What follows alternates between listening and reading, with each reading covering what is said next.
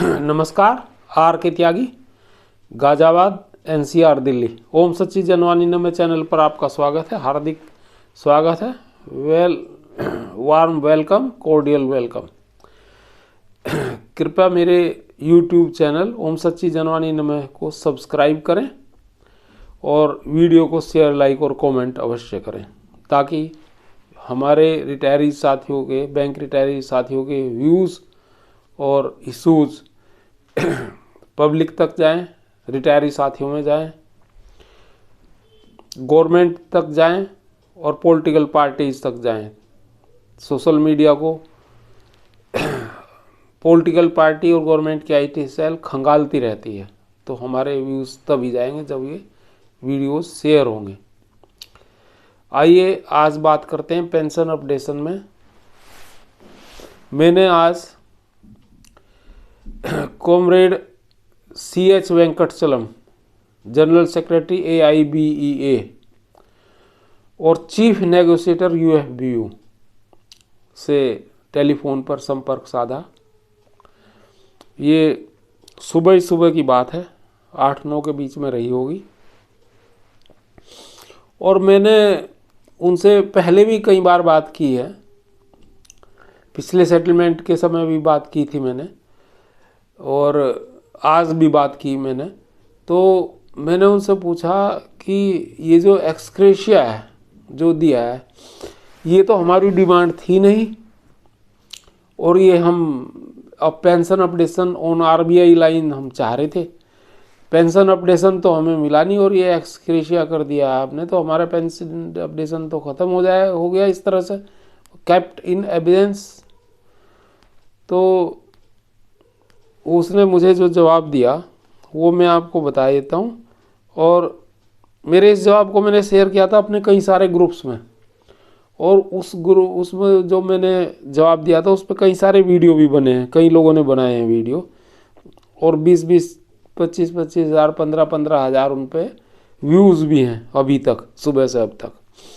तो वो जवाब मैं आपको बता देता हूँ, थोड़ा सा पहले लिखा हुआ पढ़ देता हूँ जो मैंने लिख करके यहाँ जगह जगह अपने ग्रुप्स में सर्कुलेट किया था, और उसके बाद उसका विश्लेषण बता देता हूँ।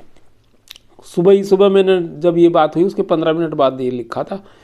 Just now 15 minutes earlier I talked to CH Venkatachalam and raise the issue of ex gratia which we oppose. He said me that retirees are in Supreme Court and it is only interim relief. But I objected his contention where is written that it is an interim in MOU. Some little uneasy talks being made with him.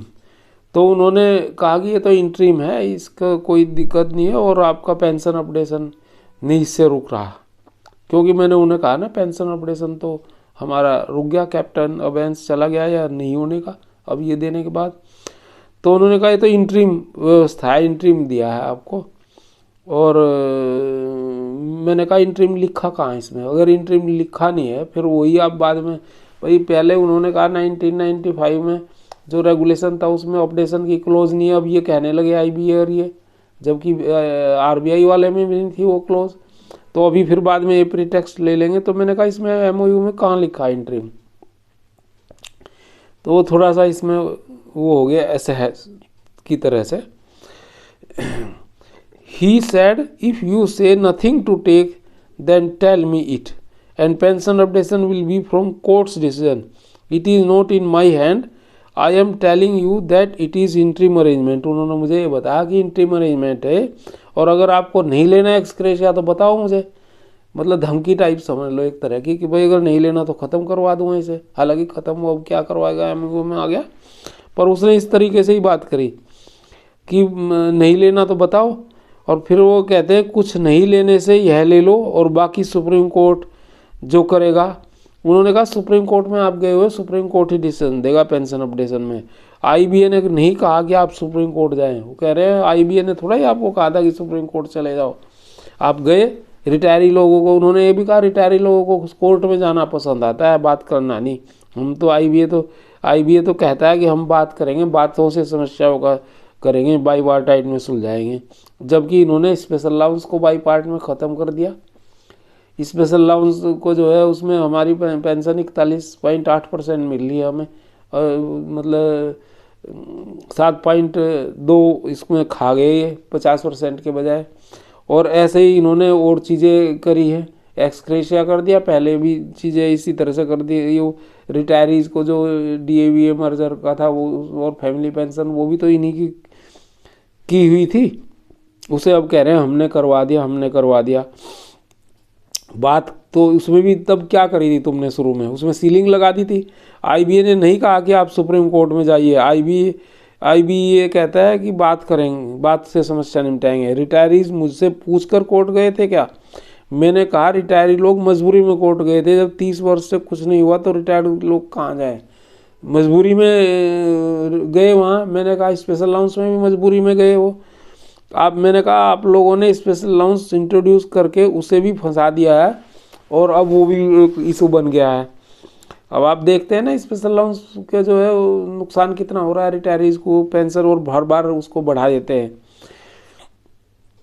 मैंने उनसे कहा task तो आप कर ही रहे हैं ना 30 साल से सेटल क्यों नहीं करा? सेटल करा देते तो रिटायरी कोर्ट में जाते ही नहीं, और जब कोई नहीं सुनेगा आपका तो लास्ट रिजोर्ट कोर्ट है, कोर्ट में ही आदमी जाएगा, क्या करेगा?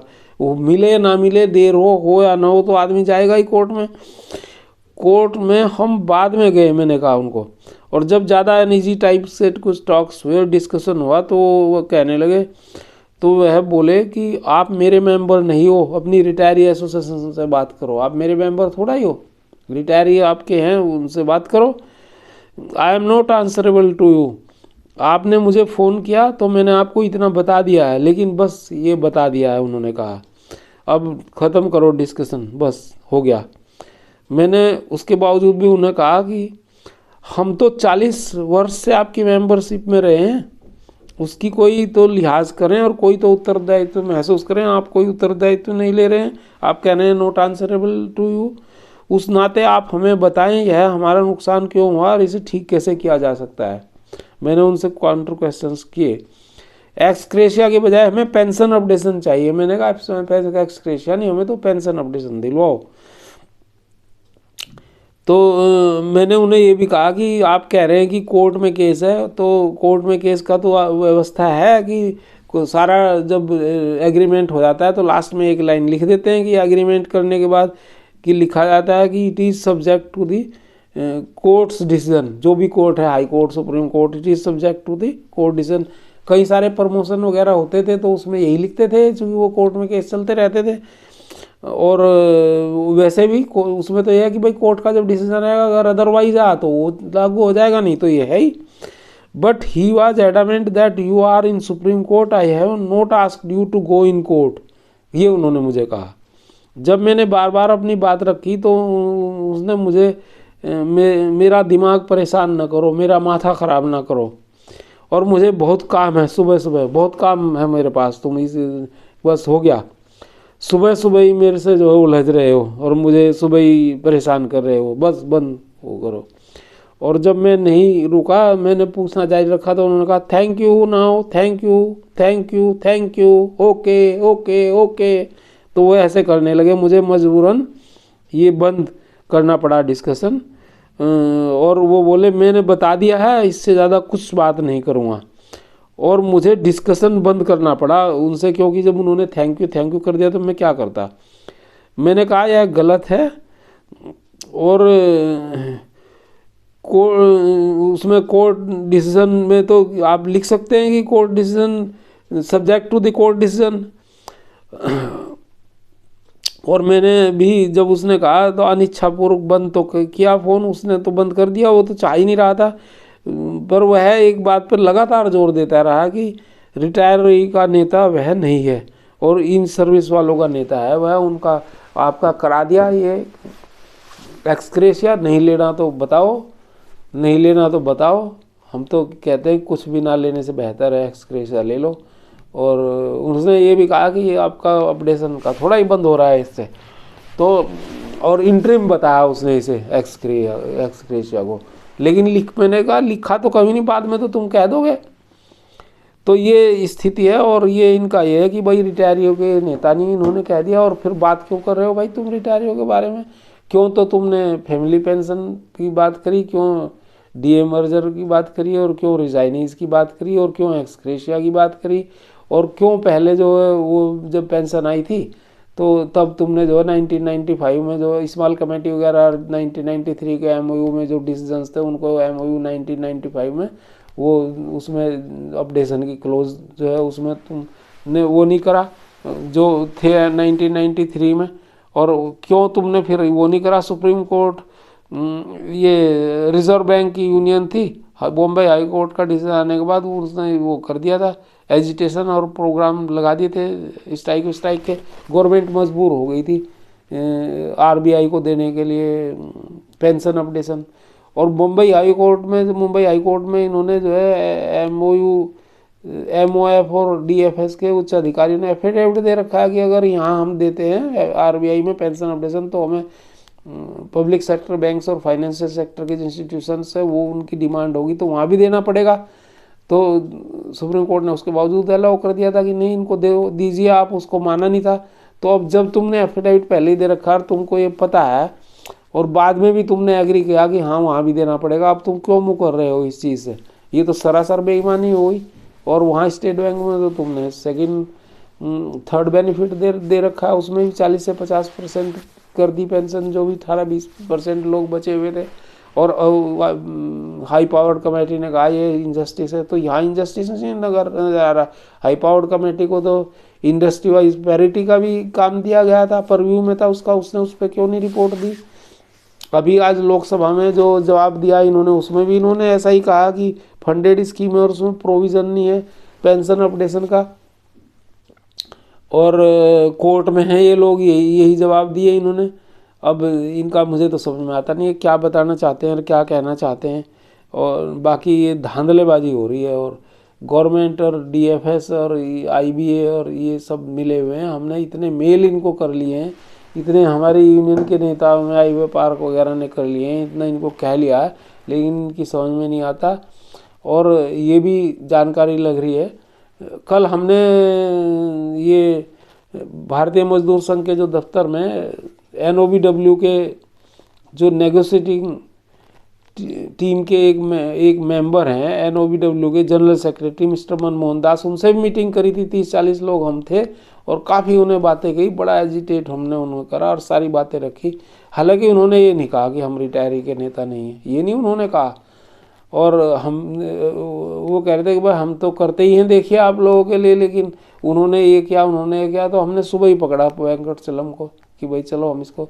और मेरे पास नंबर नहीं मिल रहे, आई बोक वाले जो पहले जनरल सेक्रेटरी थे सोमा देता, उन्होंने दिया नहीं नंबर मुझे नए वाले का।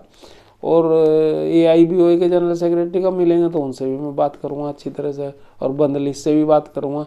हालांकि बंद लिस्ट तो कहता है स्टेट बैंक वालों से ही करूँगा, मैं दूसरों से नहीं करूँगा, वो भी क्लर्क से। मैं तो क्लर्क का नेता हूँ ये है। और कन्वीनर है, वो कन्वीनर तो हर एक का नेता होता है, सब बताना पड़ता है उसे।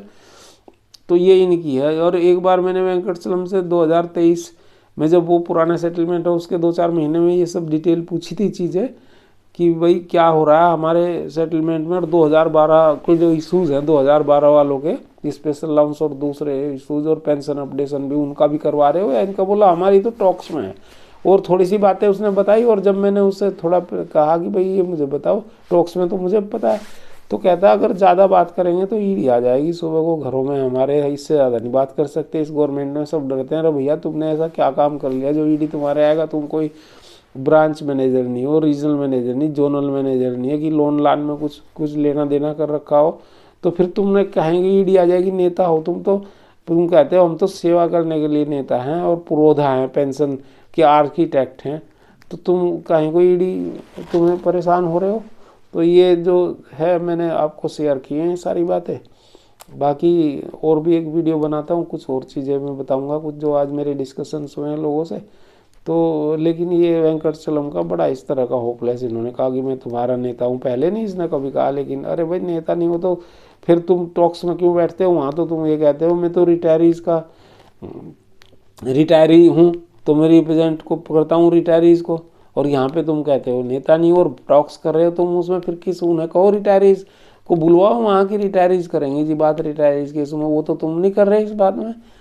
तो ये थी भाई साहब, भाई पेंशनर मित्रों, ये आज की अपडेट थी जो मैंने आपको बताई है। और बड़े वीडियो बन गए इसमें, लोगों ने बना लिए, और 20-20, 25-25 लाख, 25-20 हज़ार जो हैं इसमें अब तक, सुबह से अब तक ये आ गए हैं व्यूज़। थैंक यू फ्रेंड्स, नमन, सल्यूट, क्रांतिकारी अभिवादन सभी रिटायरी साथियों को, सभी रिटायरी लीडर्स को, पेंशन बैंक पेंशनर एक्टिविस्ट को।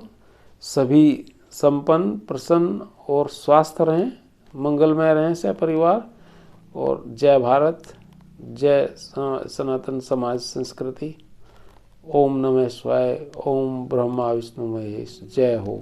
थैंक्स। आर के त्यागी का जवाब।